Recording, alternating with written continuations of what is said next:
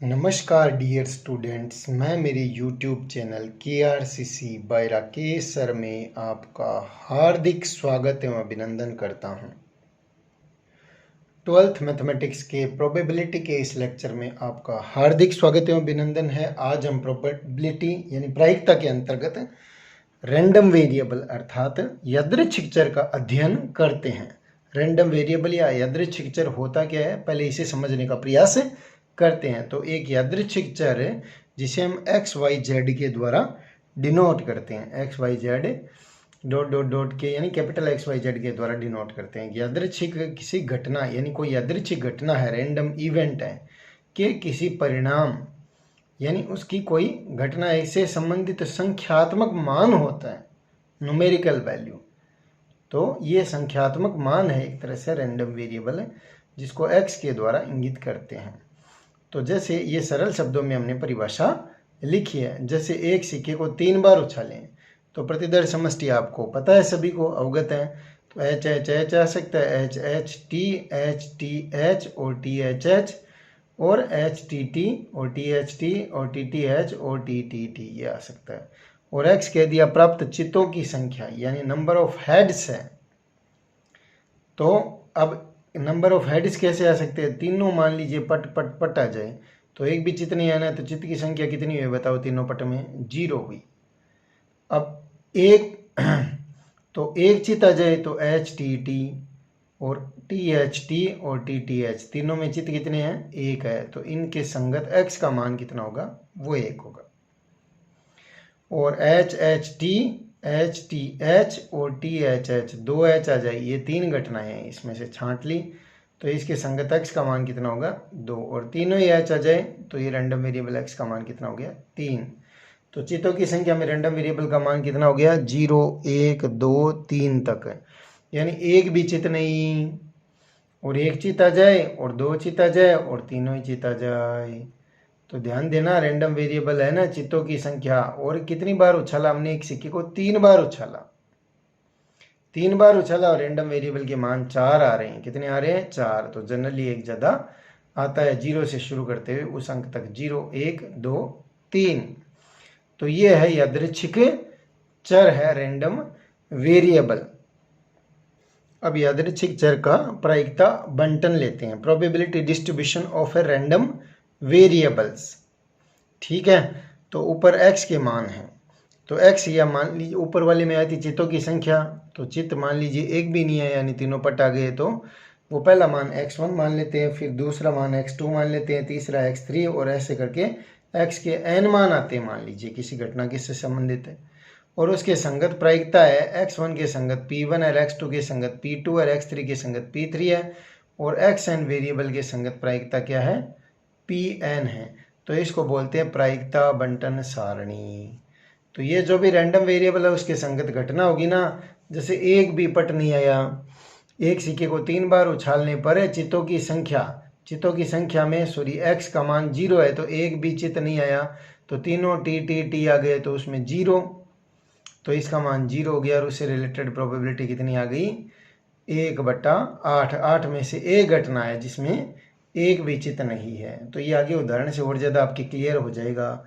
और x2 के संगत प्रोबेबिलिटी p2 और x3 के संगत p3 और xn के संगत pn है। तो इसको प्रायिकता बंटन सारणी कहते हैं। इस प्रायिकता बंटन सारणी की खास बात होती है कि इसमें जो भी प्रायिकता है वो 0 से बड़ी होगी, किसी भी x1 x2 x3 xn से संबंधित है। और सभी प्रायिकताओं का जोड़ p1 plus p2 plus pn है, सभी का जोड़ 1 मिलेगा, जिसको शॉर्टकट में लिख सकते हैं सिग्मा पी बोल दिया, 1 2 3 n की जगह i लिख दिया, where i goes to 1 to n, और सिग्मा जोड़ को इंगित करता है, तो sigma i goes to 1 to n, pi is equal to 1, तो for all i is equal to 1 to n। तो ये है प्रायिकता बंटन सारणी। अब इसे समझने के लिए एक उदाहरण ले लेते हैं कि एक सिक्के को 3 बार उछालने पर प्रतिदर समष्टि अपने को पता ही है, और x क्या है, प्राप्त चित्तों की संख्या है की प्रायिकता बंटन सारणी देखते हैं। तो एक सिक्के को 3 बार उछालने संबंधित प्रतिदर समष्टि ये होती है, और x क्या है, चित्तों की संख्या। तो ये पहले भी x का मान देख चुके हैं, तो एक भी चित्त नहीं आए और एक चित्त आ जाए और 2 चित आ जाए और तीनों ही चित आ जाए।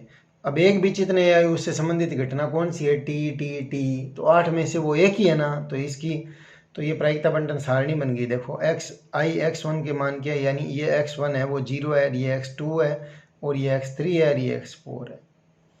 और इस x1 इक्वल टू 0 के संगत प्रोबेबिलिटी P1 कह दी, इसके संगत P2 और इसके संगत P3 और इसके संगत P4 कह दी। तो P1 यानी एक भी चित नहीं है, तो तीनों टी आए तो 1/8 है, तो 8 में से एक ही तो है। और एक चित होने की घटना कितनी होती है, 3 बार होती है। तो देखिए एक चित वाली छांट लीजिए, तो एक चित वाली कौन कौन सी है, देखो एक ये हो गई, 2 और ये 3, तो एक चित आ गया, तो 3/8। अब 2 चित वाली कौन सी है, ये भी 3 है, तो 3/8, 8 में से 3 ही तो है, और तीनों चित आ जाए तो ये भी 1 है, तो 1/8। तो इन सभी का जोड़ कर लीजिए, तो लघुत्तम तो वही 8 रहना है, ऊपर कितना आ जाएगा, 1 + 3 + 3 + 1, 8/8 बराबर 1 आ गया। और किसी भी यानी रैंडम वेरिएबल के संगत प्रायिकता का मान 0 नहीं होगा। ये प्रायिकता बंटन सारणी की पहचान करने की खास विधि या तरीका है। तो ये हमने बता ही दिया, Pi > 0 होता है और सभी का जोड़ कितना होगा, तो 1 होगा। ये प्रायिकता बंटन सारणी हो गई अपनी। अब प्रायिकता बंटन सारणी पर आधारित एग्जाम्पल लेते हैं। एग्जाम्पल नंबर 22, एक यादृच्छिक चर x का प्रायिकता बंटन नीचे दिया गया है। तो x बराबर 0 के संगत प्रोबेबिलिटी 0 दे रखी है, के संगत k है, 2 के संगत 2k है, 3 के संगत भी 2k है, 4 के संगत 3k और 5 के संगत k², 6 के संगत 2k², 7 के संगत 7k² + k है। तो आपको ज्ञात करना है, k का मान ज्ञात करना है, और px है प्रोबेबिलिटी ज्ञात करनी है जब x का मान 6 से कम हो। रैंडम वेरिएबल x है, ये ऊपर x दे रखे, 6 से कम में कौन कौन से आएंगे, 0 से लेके 5 तक आ जाएंगे, और x का मान 6 से लेके 6 से बड़े से बराबर से लेके 6 से बड़ा है। फिर चौथे में है x का मान 0 से 5 के मध्य है। तो ये 4 चीज़ें अपने को यहाँ पे ज्ञात करनी है। अब हल में देखते हैं, पहले नंबर पे हम k का मान ज्ञात करते हैं। तो चूंकि हम जानते हैं कि प्रायिकता बंटन सारणी की सभी प्रायिकताओं का योग कितना होता है, 1 होता है। तो Px 0 के संगत प्रोबेबिलिटी प्लस Px1, Px2 और Px7 तक जोड़ देते हैं। तो Px 0 probability of x equal to 0 correspondence plus x equal to 1 के संगत और x इक्वल टू 2 के संगत और x इक्वल टू 7 के संगत, इन सभी का जोड़ 1 होगा। तो इनका मान क्या है, ये रख दिया, 0 + k + 2k + 2k + 3k + k² + 2k² + 7k² + k = 1। इसको सरल किया तो ये 10k² + 9k - 1 बराबर 0 आ गया। इसके गुणनखंड हम कर सकते हैं, तो 10k - 1 और k + 1 बराबर 0। तो या तो 10k - 1 0 होगा या k + 1 बराबर 0 होगा।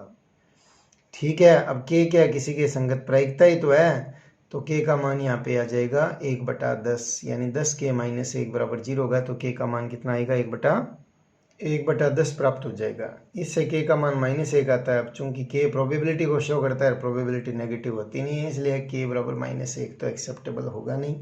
तो k का मान 1/10 आएगा। अब दूसरा प्रश्न देखते हैं, तो ये पहला हो गया इसका।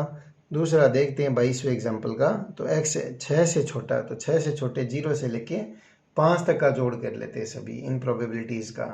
तो इसके संगत 0 दे रखा है, इसके संगत k, इसके संगत 2k + 3k + k²। तो ये k² प्लस कितना हो गया, 8k। अब k की वैल्यू हमने निकाली थी 1/10, वो रख देते हैं यहाँ पे, 1/10 का स्क्वायर हो जाएगा, और यहाँ पे 3, ये 8/10 आ जाएगी। उसको सरल कर लेंगे, 81/100 आ जाएगा ये। ठीक है, सरल कर सकते हैं हम, कोई दिक्कत नहीं हमारी। नंबर 3 पे x है वो > 6 है, उसके संगत प्रोबेबिलिटी ज्ञात करनी है अपने को। तो > 6 यानी 6 से बड़ा और 6 के बराबर, तो 6 से बराबर ले लिया और बड़ा गया है 7 तक ही है अपने पास। अब इसमें x इक्वल टू 6 के संगत मान रख दिया 2k² और ये 7k² + k, तो 9k² + k। अब k की वैल्यू रख दी 1/10, इसका स्क्वायर ये 1/10 आ गया। सरल कर लेते हैं, तो 19 कितना आएगा, 100 आ जाएगा। अब इसी प्रकार चौथा ले लेते हैं, इसका x का मान 0 से 5 के बीच में है। 0 से 5 के बीच यानी 0 से बड़ा और 5 से छोटा है, तो 1 2 3 4 तक हो गए।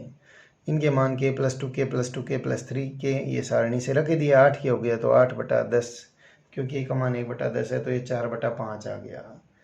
अब अगला प्रश्न लेते हैं प्रायिकता बंटन सारणी से संबंधित है। एग्जाम्पल नंबर 23 है, ताश के 52 पत्तों की अच्छी तरीके से या भली भांति फेंटी गई गड्डी में से 3 पत्ते निकाले जाते हैं। कितने पत्ते निकाले जाते हैं? 3 पत्ते निकाले जाते हैं। और इनके इक्को की संख्या का प्रायिकता बंटन ज्ञात कीजिए। इक्को की संख्या का प्रायिकता बंटन तो दिया गया है x है, प्रायिकता बंटन पूछा है x है, इक्को की संख्या 3 निकाल में। अब हो सकता है तो x का मान 0 1 2 3 होगा। अब ये कैसे हुआ इसको समझ लीजिए। इक्को की संख्या x है, वो इक्को की संख्या, तो इक्को की संख्या यहाँ पे 0 ही, इसका मतलब पहली बार, दूसरी बार, तीसरी बार, तीनों बार ही एक ही कहानी है यहाँ। अब इक्को की संख्या 1 है तो इसका मतलब पहली बार आ गया, बाकी 2 बार नहीं आया। या ऐसे हुआ दूसरी बार आ गया, बाकी 2 बार नहीं आया। या ऐसे हुआ तीसरी बार आ गया, बाकी 2 बार नहीं हुआ। तो ऐसे 3 निकालेंगे ना पत्ते। अब 2 इक्के आ गए तो पहले दूसरी बार आ गया, तीसरी बार नहीं आया, पहले तीसरी बार आ गया, दूसरी बार नहीं आया, और दूसरी तीसरी बार आ गया, पहली बार नहीं आया। तो इस प्रकार से ये लिख लेंगे। और तीनों ही बार इक्के आ गए तो पहली दूसरी तीसरी बार। तो ये रैंडम वेरिएबल के मान हो गए। इसको इस तरीके से अपने को समझना होगा। तो 0 1 2 3। अब ये जो रैंडम वेरिएबल आए हैं उनके संगत प्रोबेबिलिटी ज्ञात कर लेते हैं अपने। तो x बराबर 0 अर्थात एक भी इक्का नहीं है। तो 3 पत्ते निकालने हैं तो इक्के कितने होते हैं? 4 होते हैं। तो टोटल पत्ते 52 में से 4 निकाल दिए, वो इक्के तो आएंगे ही नहीं। तो 48 में हाथ जाएगा। तो 48 में से 3 निकालने के तरीके, 3 पत्ते निकालने के तरीके हो गए 48C3। और जाएगा वैसे 52 में हाथ, तो 52C3 बटे में कुल निशेष स्थितियाँ 52C3 हो गई और यहाँ पे 48C3। अब 48C3 को सरल करते हैं तो क्या आता है? 48 गुणा 47 गुणा 46 बटा 1 2 3। और इसको सरल करते हैं तो क्या आता है? 52 गुणा 51 गुणा 50 बटे 1 2 3। अब 1 2 3 1 2 3 से कट जाएंगे तो ये 48 47 46 ये लिखने का तरीका हो गया अपना। और 52 51 50 इसको सरल कर लेते हैं। आराम से आप सरल कर सकते हैं, कैलकुलेशन है। तो ये आ जाएगा 43 24 बटा 55 25 आ जाएगा। तो ये थोड़ा सा ध्यान रखना है, सरल करना है। अब x बराबर 1 है अर्थात एक ही का आ गया। एक ही का आ गया तो आप ऐसे भी लिख सकते हैं और सीधा भी लिख सकते हैं। ठीक है, तो हमने इस तरीके से लिख लिया। एक ही का आ गया तो 4 में से एक ही को चुनने का तरीका 4C1। बाकी 48 में से आएंगे 2 पत्ते जो इक्के नहीं होंगे, 48C2 और बटा 52C3। ये गुणा होता है, ध्यान रखना। ठीक है, इन दोनों का जोड़ मिलना चाहिए 52 बटा ये 52C3 ही हो गया एक तरह से, क्योंकि इन दोनों का जोड़ कितना हो गया? 52 और ये हो गया आपका 3। मतलब इस टाइप ये जोड़ मिलना चाहिए तभी आपका ये गुणा होगा। और इसको आप ऐसे भी समझ सकते हैं, 4 में से कोई एक पत्ता है उसके लिए उधर 48 में से 2 पत्ते मौजूद रहेंगे। तो इसमें से कोई एक पत्ता आ गया और उनमें से क्या 48 में से 2 पत्ते आ गए, तो इसलिए गुणा होता है। ठीक है, ये ध्यान रखना आपको, बटे 52C3। अब इसको 4 बटा 1 लिख सकते हैं। इसको कितना है? 48 × 47 बटा 1 × 2। और इसको 52 × 51 × 50 बटे 1 2 3। इसको सरल करते हैं, ये ऊपर चला जाएगा, 1 2 1 2 से कट जाएगा। सरल कर लेते हैं आसानी से, तो 11 28 बटा 55 25 आ जाएगा। अब x बराबर 2 अर्थात 2 इक्के आ गए। तो इक्के कितने आ गए? 2। तो इक्के 4 है तो 4 में से 2, बाकी 48 में से 1 आएगा क्योंकि 3 पत्ते निकाल रहे हो। ये गुणा होगा, ध्यान रखना, बटे 52C3। ठीक है, तो इसको 4C2 को कैसे लिख सकते हैं? 4 गुणा 3 बटा 1 × 2। और ये 48C1 को 48 बटा 1 और नीचे 52 × 51 × 50 बटे 1 2 3। तो इसको सरल कर लेते हैं तो 72 बटे 55 25 आ जाएगा। अब x बराबर 3 के संगत ले लेते हैं। तो तीनों की तीनों क्या है? इक्के हैं। तो इक्के कितने हैं? 4। 4 में से 3 निकालने के तरीके 4C3। यानी पहले को छोड़ दिया बाकी तीनों आ गए, दूसरे को छोड़ दिया बाकी तीनों आ गए, तीसरे को छोड़ दिया बाकी तीनों आ गए और चौथे को छोड़ दिया बाकी तीनों आ गए। तो ऐसे निकाल सकते हैं 4C3 बटा 52C3। इसको सरल कर लेते हैं, 4 गुणा 3 गुणा 2 और नीचे 52 गुणा 51 गुणा 50 और 1 बटा 55 25 आ जाएगा। अब ये लघुत्तम सभी का एक जैसा रखोगे तो आपको सरल करने में आसानी होगी। तो x बराबर 0 1 2 3 के संगत प्रोबेबिलिटी लिखी हुई है। पहले देखो 43 24 बटा 55 25 और दूसरे की 11 28 बटा 55 25 और ये जो 2 के संगत है वो 72 बटा 55 25 सॉरी ये 52-25 है, सॉरी अगेन ये 52-25 नहीं है, 55-25 ही होगा, क्योंकि हमने सरल किया, ऊपर 55-25 ही आ रहा है, तो वही मान तो यहाँ पे रखना है ना। तो 0 के संगत ये 43-24/55 और 1 के संगत 11-28/55, 2 के संगत 72/55 और 3 के संगत 1/55 आ गया। इनको जोड़ लेते हैं तो 55-25 ही होता है, ऊपर वाला जोड़ बटा 55-25 का भाग देंगे, 1 आ जाएगा। तो ये प्रायिकता बंटन सारणी हो गई। एग्जाम्पल नंबर 24 लेते हैं। माना x किसी यादृच्छिक चुने गए विद्यालय दिवस में पढ़ाई के घंटों को x से दर्शाया जाता है, यानी विद्यालय में कितने घंटे पढ़ाई हुई है उनको x से दर्शाया जाता है। x के x लेने की प्रायिकता निम्न है जहाँ k अज्ञात है। तो px के संगत प्रायिकता अगर x 0 है, यानी 0 यानी पढ़ाई हुई नहीं, तो उसकी संभावना 0.1 है प्रायिकता कि पढ़ाई नहीं हुई, यानी 0 घंटे पढ़ाई हुई का मतलब पढ़ाई नहीं हुई। और 1 और 2 घंटे पढ़ाई, x घंटे की संख्या को बता रहा है ना, तो 1 या 2 घंटे की प्रायिकता kx है। और 3 और 4 घंटे की प्रायिकता क्या है, k 5 - x है। और उससे ऊपर है पढ़ाई होती नहीं है, तो 4 घंटे हो रही है, तो ये दे रखा है इसमें। अब अपने को k का मान ज्ञात करना है, और इस बात की क्या प्रायिकता है कि आप कम से कम 2 घंटे पढ़ते हैं, तथ्यतः 2 घंटे पढ़ते हैं और अधिकतम 2 घंटे पढ़ते हैं। तो इम्पोर्टेंट क्वेश्चन है, ध्यान दीजिएगा। तो इस प्रश्न में हम क्या करेंगे, सबसे पहले प्रायिकता बंटन सारणी बनाएंगे। तो 0 के संगत तो 0.1 ही, 1 के संगत कितना होगा, k × 1 किया जाएगा। 2 के संगत है, x का मान ही तो है, ये 2 रख देते हैं तो 2k हो जाएगा। और 3 के संगत तो यहाँ पे 3 रख देंगे, 5 - 3 कितना होगा, 2k, 2k आ जाएगा ना। अब 4 रखेंगे तो 5 - 4 यानी k ही हो जाएगा। और ऊपर वाले रखने नहीं है क्योंकि उनके संगत 0 ही है। तो सबसे पहले प्रायिकता बंटन सारणी बनाते हैं। तो यहाँ पे हल में हमने प्रायिकता बंटन सारणी बना ली है। x = 0, 1, 2, 3, 4 तक दे रखे हैं। तो 0 के संगत 0.1 है, 1 के संगत k है, 2 के संगत 2k और 3 के संगत 2k और 4 के संगत k आ गई। अब दिया गया प्रायिकता बंटन है, तो प्रायिकता बंटन की खास बात क्या होती है, सभी प्रायिकताओं का जोड़ कितना होता है, 1 होता है। तो px0 + px1 px2 px3 px4 सभी का जोड़ 1 होगा। तो 0.1 + k + 2k + 2k प्लस क्या हो जाएगा, यहाँ पे भी ये k है, तो इन सभी को जोड़ दिया, 6k हो गया, 0.1 इससे घट जाएगा तो 1 - 0.1 या 0.9 हो गया। 6k का भाग दे 6 का भाग दे देंगे तो k का मान 0.15 आ जाएगा। अब अपने को कहा है कम से कम 2 घंटे पढ़ने की प्रायिकता, कम से कम 2 घंटे पढ़ने की प्रायिकता ज्ञात करते हैं। तो वही आपके एक प्लेट में 4 लड्डू रखे हुए हैं और आपको कहते कम से कम 2 खाने हैं, तो 2 तो खा ही सकते हो, यानी 2 से कम तो खाना ही नहीं है। तो 2, 3, 4 तक, अपर लिमिट 4 तक है। तो इसमें क्या होगा, ध्यान से देखना, कम से कम में > का साइन आता है। 2 से 4 तक तो > कम से कम में > px > 2। तो x = 2 के संगत, 3 के संगत और 4 के संगत, इन सभी प्रायिकताओं का जोड़ कर लेते हैं। तो इसमें 2k है, इसमें 2k और ये k है, ये सारणी से वैल्यूज रख देते हैं यहाँ पे। ये 5k हो गया, k का मान 0.15 है, ये यहाँ पे इसमें रख दिया। तो कम से कम में ध्यान देना > का सिंबल आएगा, और कम से कम 2 घंटे पढ़ने की प्रोबेबिलिटी होगी 0.75। तो आप दूसरा है, आप तथ्यतः 2 घंटे पढ़ते हैं। तथ्यतः का मतलब होता है एग्जैक्टली, इट मीन्स न तो कम और न ज़्यादा की प्रायिकता। तो 2 घंटे पढ़ते हैं तो x = 2, 2 के संगत 2 के मान है तो 2 × 0.15 रख देते हैं तो 0.30 आ जाएगी। अब आप अधिकतम 2 घंटे पढ़ते हैं, वही आपकी प्लेट में 4 लड्डू और आपको कहा जाए कि आप 2 से ज़्यादा खा ही नहीं सकते, तो आप एक तो ये तरीका कि मत खाइए तो 0, और दूसरा 1 खा सकते हैं, 2 खा सकते हैं, 2 से ऊपर नहीं खा सकते। तो अधिकतम में <= का चिन्ह आएगा, ये ध्यान रखना, px <= 2, और कम से कम में > का सिंबल आएगा। इस चीज़ को आप क्लियर रखिए माइंड में।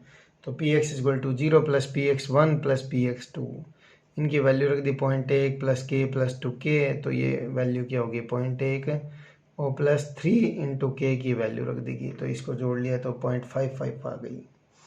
अब अगला एग्जाम्पल लेते हैं। तो ये अपने सवाल हो ही गया। अब एग्जाम्पल नंबर 25 लेते हैं।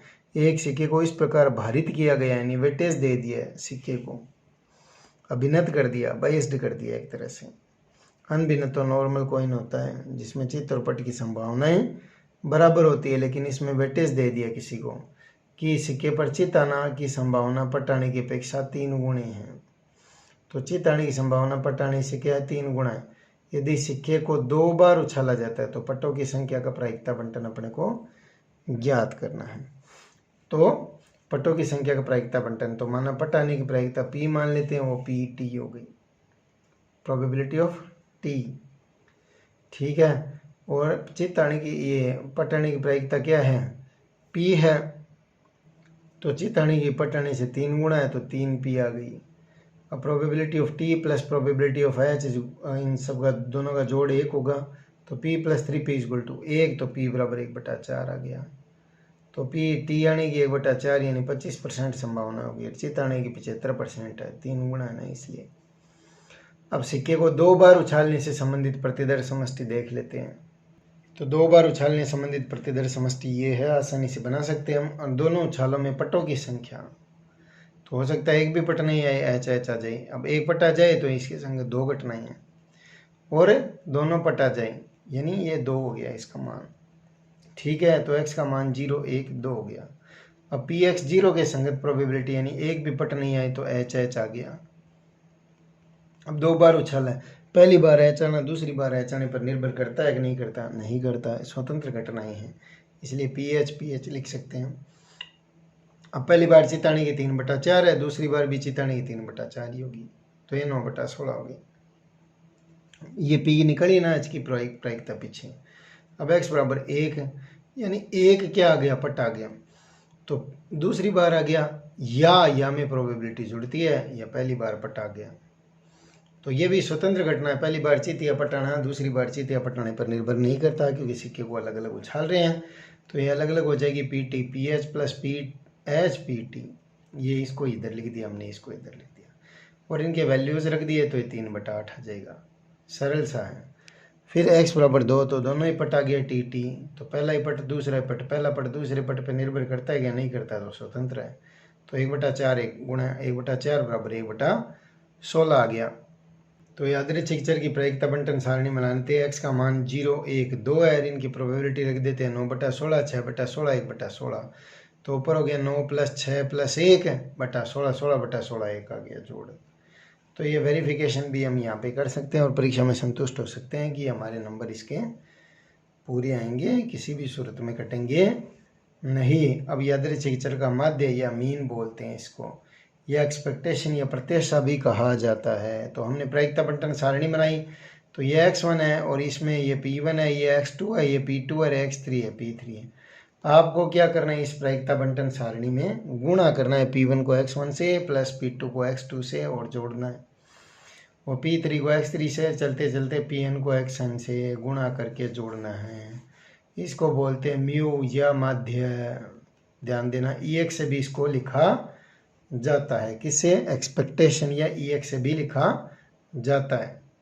एक उदाहरण के द्वारा हमने इसको यहाँ पे समझाया, किसी यादृच्छिक चर का माध्य म्यू चर x के संभावित मानों का भारित समांतर माध्य होता है, जबकि प्रत्येक मान को उनकी संगत प्रायिकता से भारित किया गया हो। एक पासे को फेंकने पर परीक्षण से प्राप्त अंकों की प्रत्याशा ज्ञात कीजिए, ठीक है। तो s बराबर पासे को एक बार फेंकेंगे तो 1, 2, 3, 4, 5, 6 आता है, तो x का मान क्या हो गया, इसमें 6 के 6 ही हो गए, ठीक है। तो x बराबर 1, x बराबर 2, x बराबर 3, x बराबर 4, x बराबर 5, x बराबर 6 आ गई।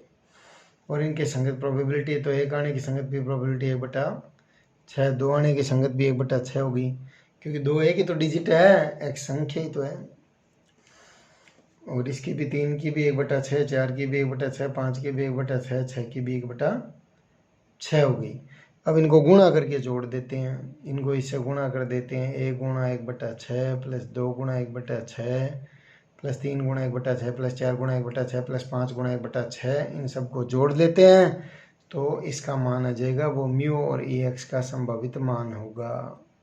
तो इन सभी का जोड़ 1 + 2 + 3 + 4 + 5 + 6/6 21/6 अर्थात 7/2 आएगा। इसका अर्थ यह कदापि नहीं है कि एक पासे को फेंकने पर परीक्षण में 7/2 प्राप्त होता है। यह अंक इंगित करता है कि यदि पासों को दीर्घ समयावधि तक उछाला जाए तो खिलाड़ी को औसत उछाल पर अंक 7/2 प्राप्त होगा। ठीक है, अब एग्जाम्पल नंबर 26 की तरफ चलते हैं। 3 सिक्कों को एक साथ उछाला गया। सिक्कों पर प्राप्त चित्तों की संख्या को यादृच्छिक चर x मानते हुए x का माध्य ज्ञात करना है। यानी चित्तों की संख्या को x मानते हुए x का माध्य ज्ञात करना है। तो सिंपल सा क्वेश्चन है, ध्यान से देखते हैं। तो इसमें क्या करना है, ये एक सिक्के को 3 बार उछालने संबंधित प्रतिदर्श समष्टि आपको भली मानती है। 13x है चित्तों की संख्या, तो इसमें टी आ जाए तो एक भी चित्त नहीं है तो 0। फिर एक चित्त वाली है 3 घटनाएं, एक चित्त आ सकते हैं, फिर दोनों चित्त आ सकते हैं, तीनों चित्त आ सकते हैं। अब x बराबर 0 के संगत यानी तीनों पट पट पट आ जाए तो एक भी चित्त नहीं आएगा, 1/8 हो गई। अब एक क्या आ जाए, आपके चित्त आ जाए, तो एक चित्त आ गए, बाकी पट आ गए, या करके इनको जोड़ देते हैं तो ये 3/8 हो गई। और दोनों चित्त आ जाए तो HH और TH आ गया। ये भी प्रोबेबिलिटी 3/8 हो गई। और तीनों ही चित्त आ जाए तो 1/8 है। अब इसकी सारणी बना लेते हैं। तो सारणी में क्या होगा, x और ये ऊपर x, नीचे px लिख देते हैं और x का मान 0 1 2 3 आया। px का मान 1/8 3/8 3/8 1/8 आ गया।